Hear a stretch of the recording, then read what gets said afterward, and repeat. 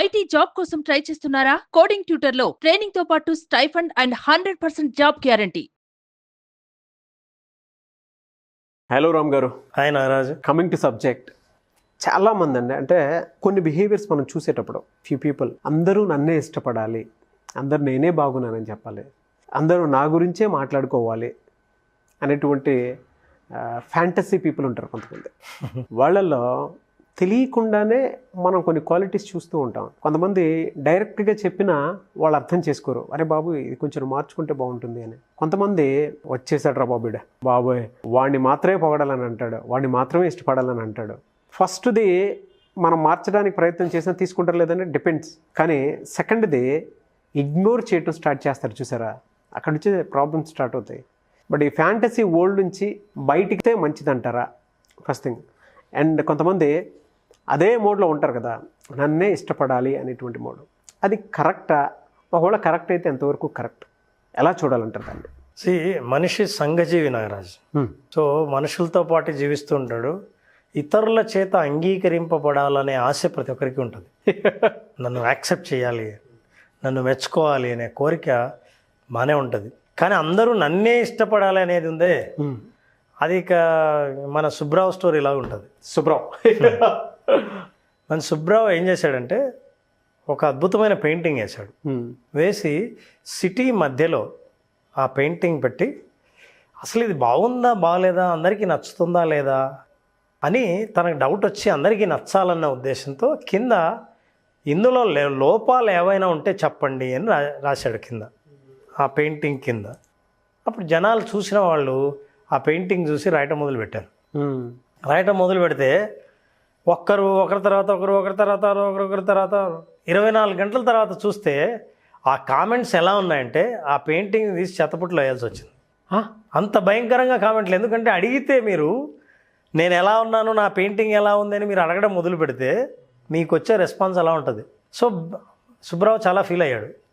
వెళ్ళి వాళ్ళ గురువుగారి దగ్గరికి వెళ్ళాడు. గురువుగారు, నేను పెయింటింగ్ వేశాను, సలహాలు ఇమ్మన్నాను, విపరీతంగా సలహా ఇచ్చేశారు, నేనేదో అందరూ మెచ్చుకుంటారని నేను అడిగాను అంటే, బాధపడకు సుబ్రావ్, నేను చెప్పినట్టు చెయ్యి అన్నాడు. మళ్ళీ ఇంకో పెయింటింగ్ పెట్టు, కింద ఒక విషయం రాయి, ఇంతకుముందు నువ్వు ఎలా రాసావో ఇందులో ఏమైనా తప్పులుంటే చెప్పండి అని ఎలా చెప్పి అడిగావో, ఈసారి ఏమడుగుతావు అంటే ఇందులో ఉన్న తప్పును సరిదిద్దండి బా అని రాయమన్నాడు.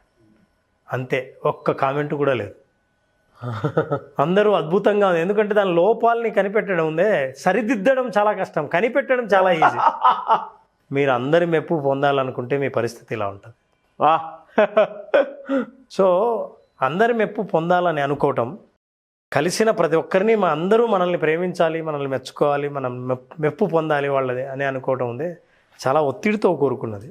మనిషి సంఘజీవి కాబట్టి ఇతరులు రిజెక్ట్ చేయకూడదన్న ఉద్దేశంతో అందరూ మనల్ని యాక్సెప్ట్ చేయాలనుకోవడంలో తప్పులేదు. ఎందుకంటే it is a survival skill.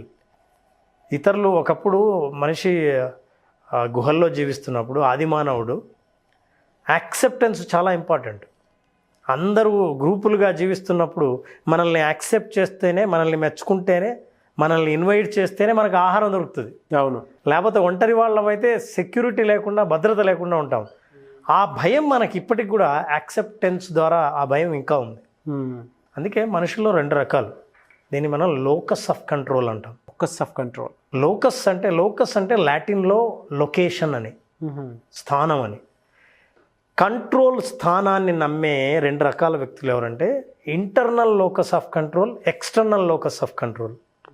Internal అంటే బయట పరిస్థితులను దేన్నైనా సరే నేను కంట్రోల్ చేయగలను, నా రియాక్షన్స్, నా యాక్షన్సే బయట పరిస్థితుల్ని ప్రభావితం చేస్తాయి, బయట పరిస్థితులు ఏ రకంగానూ నా నిర్ణయాన్ని మార్చలేవు అని నమ్మేవాళ్ళు ఇంటర్నల్ లోకస్ ఆఫ్ కంట్రోల్. అంటే నా యాక్షన్స్, నా బిహేవియర్స్ ఫలితాలు నా చేతిలోనే ఉన్నాయి అని నమ్మేవాళ్ళు ఒకరు. ఇక రెండో రకం, నా చేతుల్లో ఏం లేదు, ఈ జీవితం నా చేతుల్లో లేదు, అంతా బయట వాళ్ళ చేతిలోనే, వాళ్ళు మెచ్చుకుంటేనే, వాళ్ళు ఒప్పుకుంటేనే, పరిస్థితులన్నీ మనకు అనుకూలంగా ఉంటేనే మనకు ఫలితాలు వస్తాయి, మనం గెలుస్తాము, మనం సక్సెస్ఫుల్ అవుతాము అని నమ్మేవాళ్ళు రెండో వాళ్ళు. అంటే నా చేతుల్లో లేవు, ఫేట్ చేతుల్లో, లక్ చేతుల్లో ఉంది అని గట్టిగా నమ్మేవాళ్ళు ఈ రెండో రకం. వీళ్ళని ఇంటర్నల్ లోకస్ ఆఫ్ కంట్రోల్ అంటే అంతర్గతంగా నాకు బాహ్య పరిస్థితుల్ని ప్రభావితం చేసే శక్తి ఉందని నమ్మేవాళ్ళు ఇంటర్నల్ లోకస్ ఆఫ్ కంట్రోల్ అంటాం. ఎక్స్టర్నల్ లోకస్ ఆఫ్ కంట్రోల్ అంటే నా చేతిలో ఏం లేదు, బయట పరిస్థితులే నన్ను ప్రభావితం చేస్తున్నాయి, ఇది నా తప్పు లేదు అని నమ్మేవాళ్ళు ఎక్స్టర్నల్ లోకస్ ఆఫ్ కంట్రోల్. ఈ రెండు రకాల వ్యక్తులు, మొదటి రకం వ్యక్తి ఎవరైతే ఉన్నారో ఇంటర్నల్ లోకస్ ఆఫ్ కంట్రోల్ వ్యక్తులు, ఇతరులందరూ నన్ను మెచ్చుకోవాల్సిన అవసరం లేదు అని నమ్ముతాడు. ఇతరులు మెచ్చుకోవాలంటే అది కేవలం నా టాలెంట్ మీదే ఆధారపడి ఉంది అని. ఉదాహరణకు ఒక సింగర్ ఉన్నాడు, స్టేజ్ మీదకి వెళ్ళి పాడాలనుకుంటాడు. ఇప్పుడు చాలామందికి ఎవరికైనా స్టేజ్ మీదకి వెళ్ళి పర్ఫార్మెన్స్ చేయాలని అనుకుంటే చప్పట్లు కొడతారా జనాలు, లేదా వాళ్ళకు నచ్చక చెప్పులు విసిరేస్తారా అన్న భయం ఉన్నప్పుడు దానికి సమాధానం చాలా సింపుల్. మీరు బాగా పాడితే చప్పట్లు కొడతారు, బాగా పాడకపోతే అందరూ మిమ్మల్ని వ్యతిరేకిస్తారు. అదే అందరూ ఎవరు యాక్సెప్ట్ చేయరు మిమ్మల్ని సింగర్గా. ఇది తెలిసినప్పుడు ఇంటర్నల్ లోకస్ ఆఫ్ కంట్రోల్ బాగా పాడడానికి ప్రాక్టీస్ చేస్తాడు. ప్రాక్టీస్ ఉంటుంది, బాగా ప్రాక్టీస్ ఉంటుంది, అతను అర్థం చేసుకుంటారు. ఎక్స్టర్నల్ లోకస్ ఆఫ్ కంట్రోల్ ఏం చేస్తాడంటే, ఏమండి ఆ రోజు మీరు నాకు ఇచ్చిన టైం ఏంటంటే చివరిలో ఇచ్చారండి, అందరు ఇంటికి పోయే మూడ్లో ఉన్నారు, నేను పాడాలనుకున్న పాటను ఆల్రెడీ ఒక వ్యక్తి పాడాడండి, అసలు అది పాటలు వినే టైం కాదు, నా ముందేమో చాలా మిమిక్రీ కామెడీ షో పెట్టారు, ఆ తర్వాత నన్ను పాట పాడమన్నారు, ఎవరు వింటారండి, అన్ని బాహ్య పరిస్థితులే నా ఫెయిల్యూర్ కారణమని అతను నమ్ముతాడు. ఇలాంటి వాళ్ళు they seek approval from others, readymade approval, రెడీగా నన్ను మెచ్చుకోవాలి అని అనుకుంటారు. సో ఈ రెండు రకాల వ్యక్తుల్లో సబబా కాదా అని అన్నప్పుడు మీరు ఇంటర్నల్ లోకస్ ఆఫ్ కంట్రోల్ అయితే అసలు ఎక్స్పెక్ట్ చేయరు, ఎక్స్టర్నల్ లోకస్ అయితే వాళ్ళకు సబబుగానే అనిపిస్తుంది. ఇంకోటి, అందరి చేత మెప్పు పొందాలి, మనం అందరికీ మంచిగా ఉండాలి అని అనుకోవడాన్ని జెంటిల్మెన్ సిండ్రోమ్ అంటారు. Gentlemen syndrome. మనం మంచిగా ఉండాలి, దాంతో మీరు మెచ్చుకుంటారు. మంచిగా ఉండాలి, మంచిగా ఉండాలి, మంచిగా ఉండాలి, మీకు నచ్చకపోయినా, మీకు ఇష్టం లేకపోయినా, మీకు ఒత్తిడి వచ్చినా, అది మీ పని కాకపోయినా అవతల వాళ్ళ మెప్పు కోసం మీరు చేస్తూ ఉంటారే, దాన్ని జెంటిల్మెన్ సిండ్రోమ్ అంటారు. ఇది ఎవరైతే జెంటిల్మెన్స్ ఉంటారో వాళ్ళు ఖచ్చితంగా యాక్సెప్ట్ చేసుకుంటారు, నా గురించే చెప్పారని చెప్పేసి. మనం మళ్ళీ ఎవరీ జెంటిల్మెన్ అనట్లే, జెంటిల్మెన్ సిండ్రోమ్ సిండ్రోమ్ ఉన్నటువంటి వాళ్ళని. ఎందుకంటే మీరు ఇందాక అన్నారు కదా, స్ట్రెస్ వాళ్ళే తీసుకోవాలి, ఏదైనా భరించగల క్యాపబిలిటీ, ఏ ఎన్విరాన్మెంట్ అయినా అడాప్ట్ చేసుకోగల క్యాపబిలిటీ వాళ్ళకి మాత్రమే ఉంటుంది. But which is a syndrome, that's it. Correct. They have to accept, they have to accept it. ఎందుకంటే ఎవరికి చెడ్డ అవుతానో, చెడ్డ అవ్వకుండా ఉండడం కోసం ప్రతినిత్యం ప్రయత్నిస్తుంటారు. ఈ ప్రయత్నంలో వాళ్ళు విపరీతమైన మానసిక ఒత్తిడి చాలా అన్న, చాలా. చివరికి ఆ రోజు ఇంటికి వచ్చి ఒకసారి ఆలోచిస్తే ఈరోజు మనం ఏం పని చేసామని చూస్తే ఒక్కటి కూడా నాకు ఇష్టమైన పని చేయలేదు, అతి మంచితనంతో మొత్తం. కానీ వాళ్ళ మెప్పుకోలు ఆ తాత్కాలికంగా నన్ను సంతోషపరచవచ్చు, కానీ దీర్ఘంగా ఆలోచన చేసినప్పుడు నేను చేయాలనుకున్న పని చేయలేకపోయాననే బాధ, నష్టం, పర్సనల్గా చాలా చాలా నష్టం చేస్తుంది. చివరికి మీకున్న టాలెంట్ని మీరు మర్చిపోయి ఎదుటి వాళ్ళకి ఏది ఇష్టమో ఆ పని చేయడం మొదలు పెడితే, ఏదో ఒక రోజు ఆ ఎదుటి వాళ్ళు లేనప్పుడు మీ టాలెంట్ ఏంటి అంటే నాకే తెలియదు.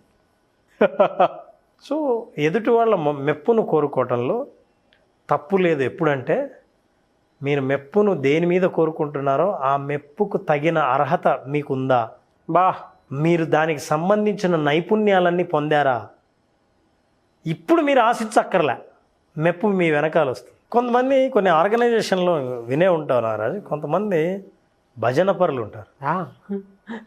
వాళ్ళ పని అంటే వాళ్ళ టాలెంట్ ఏంటంటే వర్క్ కాదు, భజన చేయడం.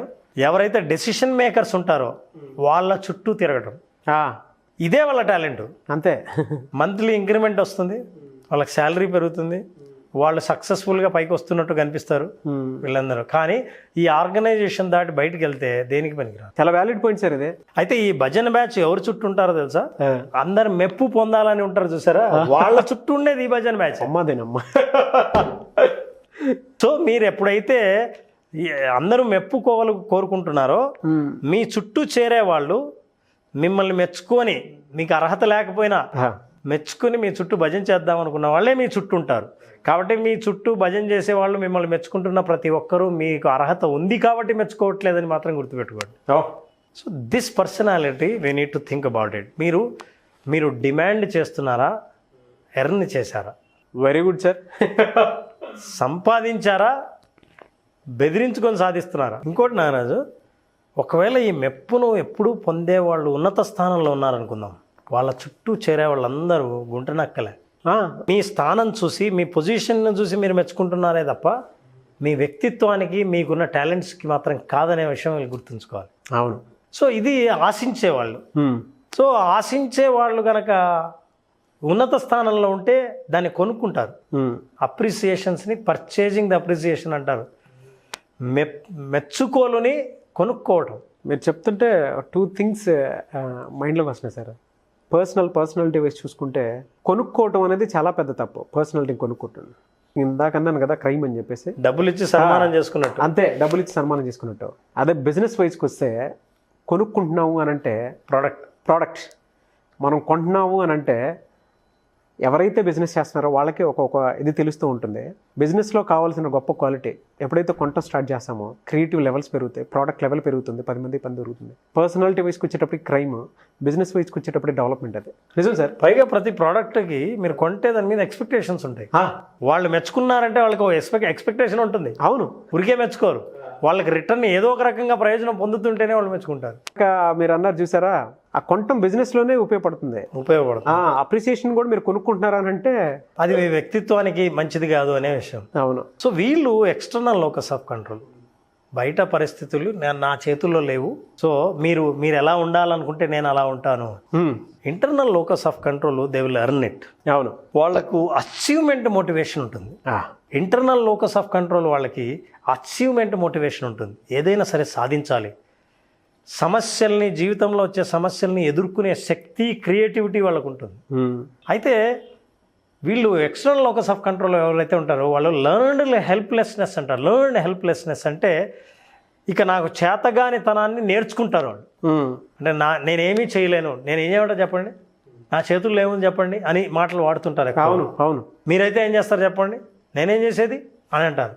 అయితే ఏంటంట, ఈ భాష అంతా ఎవరి దగ్గరికి వస్తుందంటే నా చేతిలో లేదు, నేనేం కంట్రోల్ చేయలేను అన్నది. సో మెచ్చుకోలును ఎవరైనా సరే అందరి దగ్గర ఆశిస్తూ ఉంటే మీ ఆశకు తగిన అర్హత ఉందా లేదా అనేది చూడండి, మొదటి విషయం. రెండవది, మీ చుట్టూ మెచ్చుకుంటున్న వాళ్ళు ఎవరైనా ఉంటే వాళ్ళు మెచ్చుకుంటున్నది మీ చుట్టూ ఉన్న సంపదన లేదా మిమ్మల్ని పరీక్షించుకోవాల్సి ఉంటుంది. మూడవది, మెచ్చుకోలు ఈగోను మసాజ్ చేస్తుంది. మీ ఈగోను చాలా సంతృప్తి పరుస్తుంది మెచ్చుకోలు. అయితే విమర్శ ఈగోను దెప్పిపొడుస్తుంది. విమర్శకులను దూరం పెడతారు వీళ్ళు. అవును. మెచ్చుకునే వాళ్ళని చుట్టూ చేరుస్తారు. భజన బృందం చుట్టూ కావాలి. విమర్శ చేస్తే మాత్రం దాన్ని దూరం అపోజిట్. అదే ఇంటర్నల్ లోకస్ ఆఫ్ కంట్రోల్. మీరు విమర్శించినా మెచ్చుకున్నా వాళ్ళ గురించి వాళ్ళకు స్పష్టంగా తెలుసు. ఎస్. సో ఈ పర్సనాలిటీస్ని మనం అనలైజ్ చేసినప్పుడు మనం చూస్తున్న ప్రేక్షకుల్లో కూడా వాళ్ళు ఎక్కడున్నారు అని అనలైజ్ చేయడానికే తప్ప, చాలామంది ఈ ప్రోగ్రామ్ చూసినప్పుడు నాకు తెలిసిన వాడు ఏ కేటగిరీకి చెందుతాడంటే అని ఇంకొకరిని గురించి ఆలోచిస్తుంటారు. కింద కామెంట్ బాక్స్లో కూడా పెడతారు. అంటే ఉంటారు చుట్టుపక్కల భజన బృందం కావాలనుకున్నటువంటి వాళ్ళు ఉంటారు. సెల్ఫ్ ఆటిట్యూడ్ని పర్సనల్గా వాళ్ళే కిల్ చేసేసుకుంటూ ఉంటారు. లైఫ్ స్పాయిలింగ్ అంటే అదే సార్. అంటే ఎవరో కాదు, వీళ్ళ అతికిపోయే చేసుకుంటారు. అవును. చాలామంది ఎగ్జాంపుల్ కూడా పెడతారు, మా వాడు ఇట్టే చేసుకున్నాడు అని చెప్పేసి. సో దీన్ని సెల్ఫ్ అవేర్నెస్గా మన ప్రోగ్రామ్ని వాళ్ళు వాడుకుంటే వ్యక్తిగతంగా చూస్తున్న వాళ్ళు డెవలప్ అవ్వాలి, కొత్త విషయాలు నేర్చుకోవాలన్నది మన ఉద్దేశం. ఎస్, వెరీ రియలిస్టిక్ అప్రోచ్ అండి. Thank you so much Ram garu. Thank you so much Naraj. Thank you. Visualization complete practice అనేటువంటి సెషన్ మీద క్లాస్ ఒకటి ఉంటుంది అని చెప్పేసి అనుకుంటున్నారు. అయితే ఎప్పుడు అవకాశం ఉంటుంది నారాజు? 31st ఆగస్ట్న విజువలైజేషన్ ప్రాక్టీస్ చేస్తున్నాం.